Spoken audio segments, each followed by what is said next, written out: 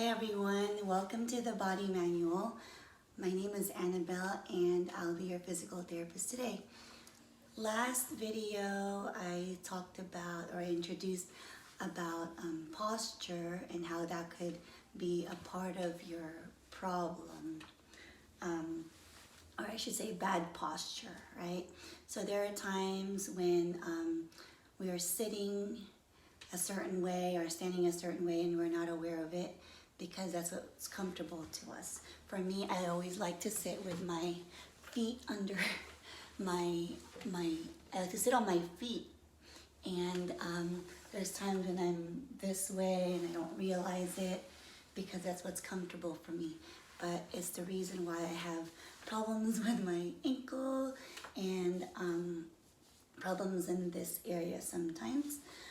But today's focus will be regarding the upper body.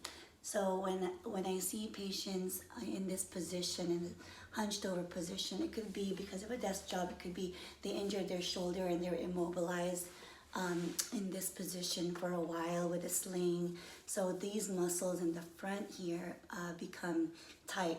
So I don't have my Netter book, but I think I'll just draw my own pictures from now. But if you image search the pectoralis muscles, pectoralis is spelled this way. This is the pectoralis major, okay? So I'm gonna treat you like you're one of my patients, but this right here is your collarbone. This bone right here, not this, this is a muscle. So this is your collarbone here, and you can feel your own.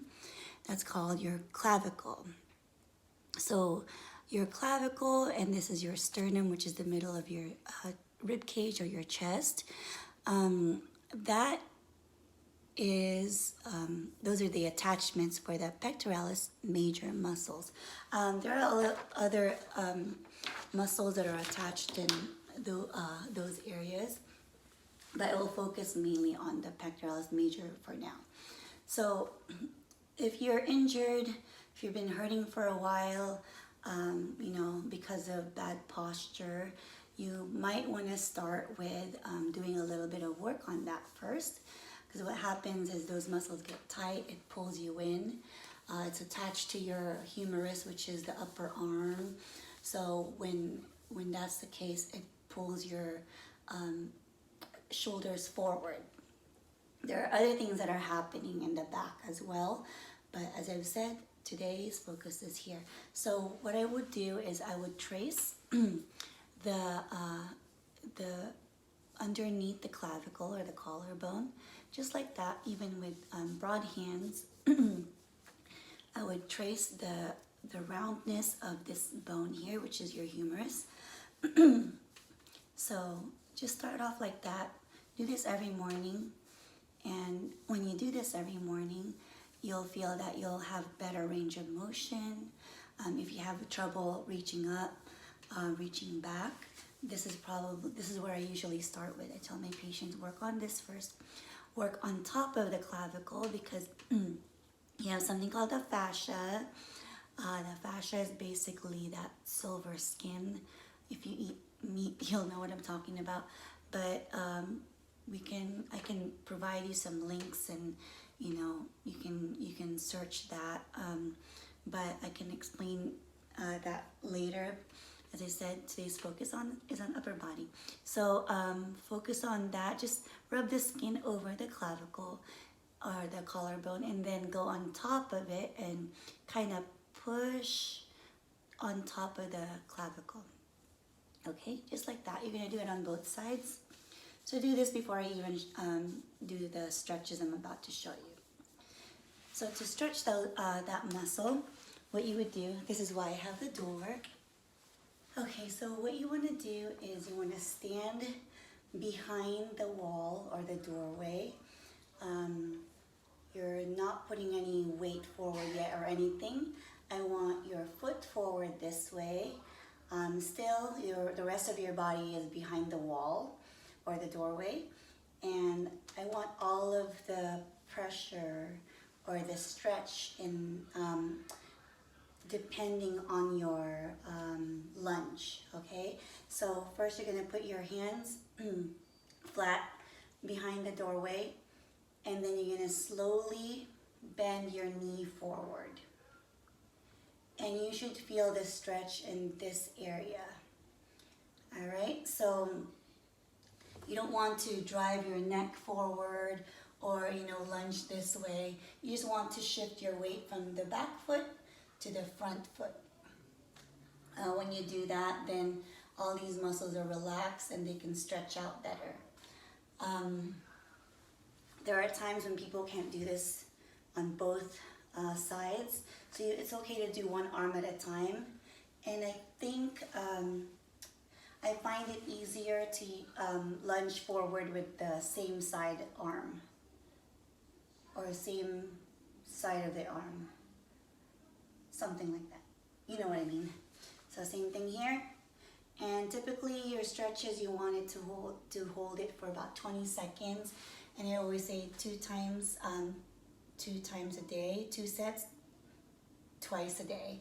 So make sure that you're doing that. If you have a hard time making this movement, there's something else going on with that. So that's also something that I'm going to take a look at down the road. But at this point, if there's something going on, you have a hard time brushing your hair, hygiene, wiping, drying your back, putting on your bra, maybe that's something you can ask your doctor about.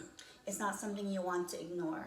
Ask your doctor, ask for a referral to a physical therapist, or if you have direct access to physical therapy, then go ahead and go see a physical therapist for that, and they will be able to help you with that for now. But like I said, I'll also dive into that as well. So there's also times when patients are not able to walk, so I also teach them to do this in the chair. So you in a wheelchair or whatnot, so you can, or if you have balance problems, it'd be good to do it on a chair. Let me not make an imaginary chair.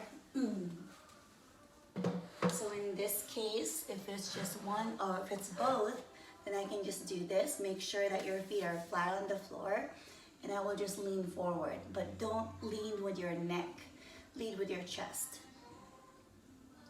And then same thing, if you're only able to do one at a time, you can do that, just like that, okay? Let me see. There's another muscle in here that is attached to a part of your shoulder blade. Your shoulder blade is behind you, but there are a couple of protrusions that go in the front. So one of them is right under your clavicle. So that's your, it's called your pectoralis minor. So that one is attached to three of your ribs on each side. So when that is tight, it can cause your shoulder blades to roll forward in this direction. So people have that this kind of posture. So when that happens, I go for it. A lot of times when there's pain, people will tell me, oh yeah, there's pain. It's all the more reason why I need to work on it. I will not stop doing it, because that's one of your problems, if not the main problem. So, people always hurt while I'm doing that, while I'm releasing those muscles, but I make sure that they expect that.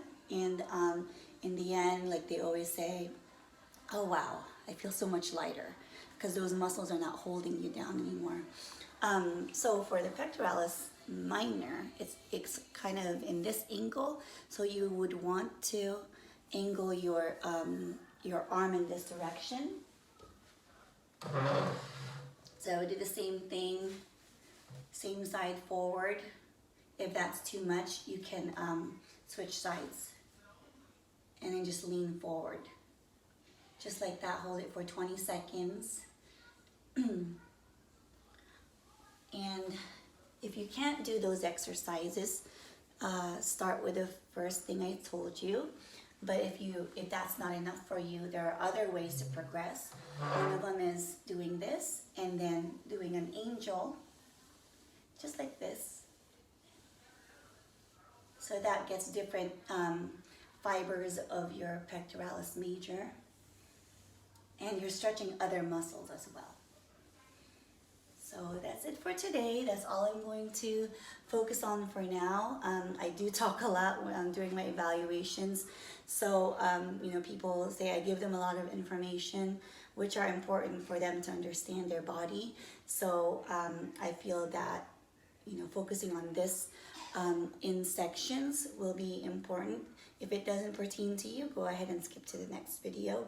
But the next one we'll talk about other muscles in the shoulders, in your rotator cuff muscles, as well as your neck muscles. So I hope you subscribe and continue to enjoy watching these videos. We'll see you then, okay? Thank you.